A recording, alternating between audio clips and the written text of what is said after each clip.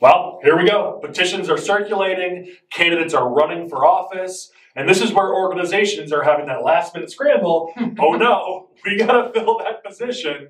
So we're talking about candidate recruitment. I've got two of my best recruiters here with me to do this video. We've got Abby Oliver and John Giesecke. Thank you guys for joining. We're gonna talk about what organizations can do to recruit, to get people on the ballot to run for office. So let's start there. There's some things to talk about in the process. But first, just talk about the importance of actively recruiting, because some of these organizations too often will just kind of wait to see who runs, and oftentimes whoever's willing to raise their hand are not necessarily the ones who would be the highest quality candidates. So Oliver, I'll start with you, just as a guidance of like how important this is. How important have you seen this for organizations? So I live in DuPage County, and one of our biggest problems as we're in recruitment season right now is that we haven't recruited in so long beyond like just our organizations. And there's a lot of great people that have a lot of talent that should be running for office, but there's no bench. And so you need to take that time and invest in the long-term recruitment of these candidates. Find these young people, find those people that are business owners that want to run for office. They're just waiting to be asked. And we just need to go out and put a little effort and ask them to do that. So that way we're not, circulating petitions like, oh crap, we don't have a a candidate for X, Y, or Z in these really important and winnable races. John, how important do you think this is for organizations?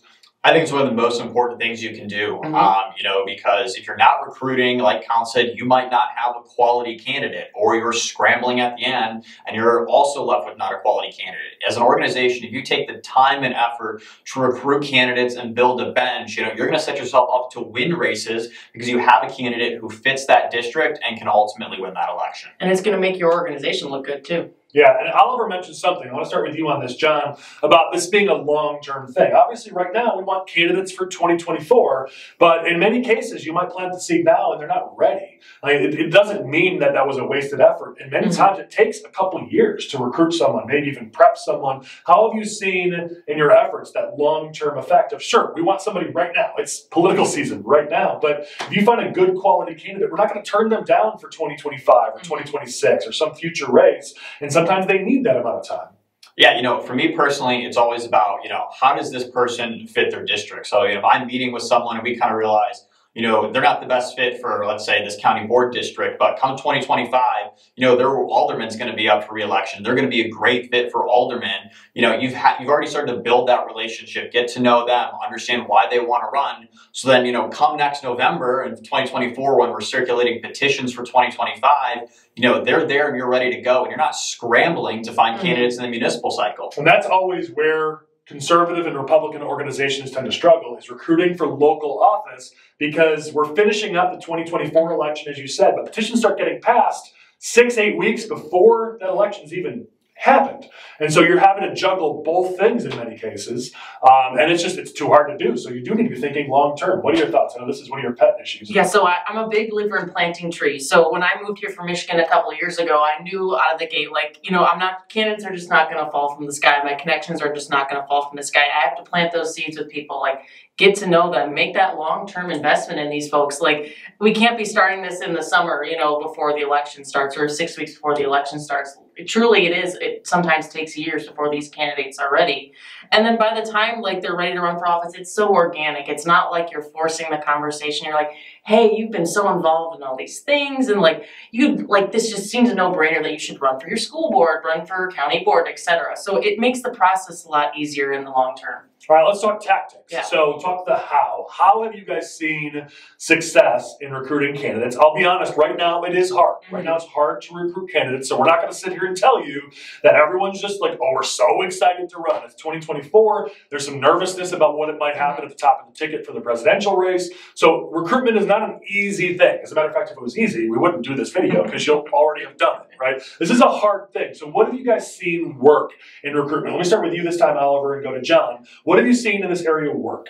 I think you have to be creative. Find people that are already active in their community, maybe just not active politically. That could be a business owner. That could be your Rotary Club, your Lions Club, your Chamber of Commerce. These are people that are already invested in their community and are knowledgeable and have those connections.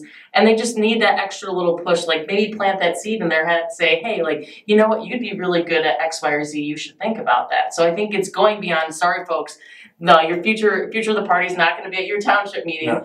So maybe go out into your community and find some folks that are ready. We see that all the time, where these organizations just hope somebody shows up and walks into their organization meeting and says, "Hey, I'm going to run for state rep in the House District, whatever." They're going to be a top tier candidate too. And that's the thing. If they do walk in and say that, they're probably not going to be a strong recruit. Exactly. You need to get off your rear end and go out and actually meet people in the community. But I love what Oliver's saying. If someone's already shown that they care about the community because they're part of some local organization, that's a good step because they already care. And now you're just connecting the dots to the next thing that they can do. What about you, John? What have you seen work? Yeah, what I also think works is, come prepared to talk about the district that they're running in, why there's potentially a path to victory. Some of these people who aren't as politically involved might be reluctant to run. Come prepared to show them that if you're, why they're the right candidate for this district and why there's going to be a path for victory for them in this race. The reason I've seen candidates, be willing to run for office in 2024 is because you show them that you're the right candidate for that district. It makes them feel a lot more comfortable and they're more likely, to run. And I think another thing too is make sure you have an infrastructure in place so that when that candidate runs, they're going to have help.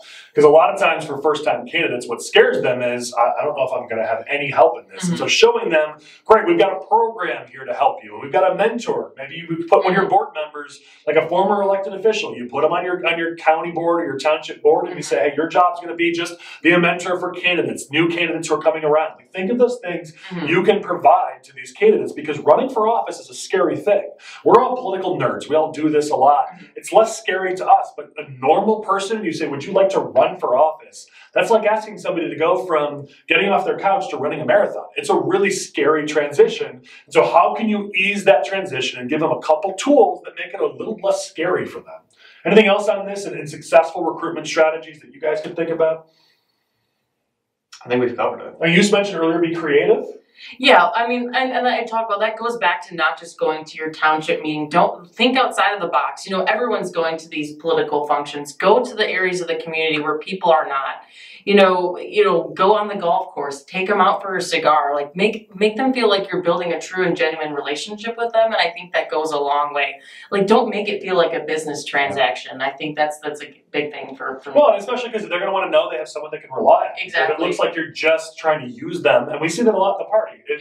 Candidates will feel used, and then they don't come back or they don't run in the first place. So showing, hey, listen, we'll be in this together. We're in this foxhole together. This is our fight together. I'm not just asking you to go out and take the bullets. I'm going to be there with you. I think that's being genuine, having those tough conversations. Like, look, when you live in DuPage County like I do, it's a county of 1 million people, and fundraising is a conversation you have to have. A lot of people don't want to talk about money, but the reality is that's like something you're going to have to think about if you're going to run for office. So at the end of the day, people are going to appreciate that honesty, even if it's going to make what they're doing a little bit more difficult. Oh, and I think that's a key, is we're not just trying to get people to put their name on the ballot. And we need quality candidates. And so sometimes you're going to meet with someone and say, no, this ain't going to work. And I think you need to have some of those qualifying conversations, like about fundraising, like about how hard this is going to be, because you don't want someone to put their name on the ballot and they're not ready for this. So I think it's about recruiting quality candidates, and that means having some of these tough conversations. What do you think? Yeah, I think Abby's right. You don't want to be creative, but also, maybe have a framework. For me personally, when I'm recruiting candidates, there's 3 things that I look for. First, do they fit the district? Every district is different, so you're going to need a candidate who can really fit that district. Second, have they shown a history of having a work ethic? Does it mean being a small business owner and being successful in that right? And third, a history of fundraising. Like Abby said, running for office requires funds. You got to be willing to ask for money. Having a history of fundraising doesn't mean you've ran for office before. It could mean you're fundraising for your church, your local Lions club, or your kids' sports team. Showing that history of, being involved in fundraising somehow, can help you find candidates, who are willing to put the work in on that front. Or even in the private sector, if you've had to raise funds for a business or an organization. Financial planners. Yeah, financial planners. I mean, there's a lot of ways that you can see that. You can see that history. But these are skill sets you need to have. And I'll say, I always want to find someone who fits the district ideologically and who's a quality candidate. But I'll say that if you have to choose, and I don't ever want to have to choose, but if you have to choose, it's the quality of the candidate that wins out. We're in 2023. This election will be in 2024. Times have changed. People vote for who they like, not necessarily who they agree with all the time. And so if you can give them both, well, gee, you just hit the jackpot. But if you can only find one of the two, I'm going to err towards the side of someone who's going to be a quality candidate, who can connect with voters, who can make people like them, who's interesting, who's likable, because that's what voters look for right now in the social media generation. I'm not saying that's right. I'm just saying that's reality. So if you want people who are going to have a chance at getting elected, you're looking for those likable skill sets, those people who have proven they have friends, they've built people around them. I might not look at that policy wonk who can write a 10-page white paper solution on whatever issue, but you can't sell it. They got to get elected. Yeah. And all this, we see this a lot. Sometimes the best people in government are the worst candidates, and vice versa. People who make great governors or Congress people or local elected officials or county leaders make awful candidates because they're focused on doing the job, and that's great. But our job is to get people elected. If we can't get you elected, you can never govern. So you've got to look for those skill sets, and I would never sacrifice candidate quality. I don't know. What do you guys think? I think that's absolutely right. You know, it's a double-edged sword. It doesn't matter if you have all the best ideas of the world. If people don't like you, they're not going to be even listening to you. So it's always a balance. And like I said, people always want to act like they're governing before they actually get elected. So you actually have to go through step one to get to step two. So. All right, let's flip it around. What are some things you've seen that have turned candidates off from running? What should these organizations be thinking about? Either negative questions they should be ready to answer, or resources they should maybe have ready just in case, because the candidate's going to say, well, I don't want to run because of blank. What are those things you've heard, John, I'll start with you, that maybe they should be ready for? Yeah, well, I think, especially in today's days in Illinois, it's not necessarily what you as an organization should be ready for, but, what you're going to be promising these candidates. One of the biggest things that we've seen in Illinois is over-promising and under-delivering. As an organization, don't recruit someone for office and promise them the world. You're going to do everything for them. Make expectations clear up front, because then that way you know what you're going to be providing for the candidate. The candidate knows what they're going to be expecting out of you. Because one of the easiest ways to have a poor candidate get into a race is if they think you're going to provide them everything that they're going to need to run, and then they don't put any work in for themselves. Yeah, and we see this all the time. And I'll tell you, being honest with those candidates may cost you a couple of recruits. Maybe it will, maybe it won't. But more often than not, these candidates, if you give them that chance to realize how much work's going to need to go into this, they're going to get on board with that concept. But everyone's human. When you say, I'm going to get you money, you don't need to worry about fundraising, great, good, I'm not going to fundraise. Like, you're removing that requirement. Any human's going to say, cool, I'm good with that. I'm going to get you your petition signatures. We're going to do all your operations work. We'll get you this, we'll get you that. Don't worry about it. Too many of these organizations do that in their recruiting. And then candidates, when it comes time to say, like, well, why aren't you knocking on doors? Why aren't you raising money? Why aren't you out there building out a campaign infrastructure? Like, well, you told me you were going to do all that. Like, this is a problem, is in that recruiting process, don't be so desperate for candidates that you make all these massive promises, because you're going to end up with low quality candidates or high quality candidates who use that opportunity to spend time on other things instead. Because why wouldn't they? If you're going to go get my petition signatures for me, why would I do it? Why would I deal with that hassle? But if I've got to do it, fine. I'll go find a way to get it done. Like, don't overpromise, because A, you might end up with bad recruits, or B, you might ruin your good recruits. What about you? What have you witnessed? I think maintaining a relationship with these candidates, even after they're running, so bringing it back to the beginning, like a lot of times these candidates will run great candidates, but maybe they're in a tough district, or maybe they're a little green and they need to go again to be successful. Sometimes we let those candidates just fall away, and we kind of make them feel like they were used, or we don't really value them. And I think making sure they feel valued and making sure they're being a part of your infrastructure, I think that's really key to long-term success with recruitment. Yeah, okay, great thought. Yeah. I'll close with my final thought on this, which is, let's be honest, we're in 2024. One of the biggest challenges we're hearing from people is, what if Trump's the top of the ticket? In some states, that's a good thing. In Illinois, in most of the state, not everywhere, but in most of the state, it's going to cost every Republican candidate down below him on the ballot some points. And so this is an impediment for some of the candidates. We don't know what's going to happen in the presidential primary. In Illinois, that's March, and yet candidates have to be filed by November or early December. So you can't wait until you know that answer. But I've been doing politics a long time, and I've seen over and over where candidates don't run because they think it's going to be this bad scenario, and then everything changes. 6 months in politics is an eternity. And here's the thing. you cannot add your name to the ballot after November or December. I mean, in the rare instances where nobody files, the party could put you in there, but they can't do that until after March, and you just lost a lot of momentum. So it's a huge risk to just not put your name on the ballot. Someone else is going to file, and now you're out.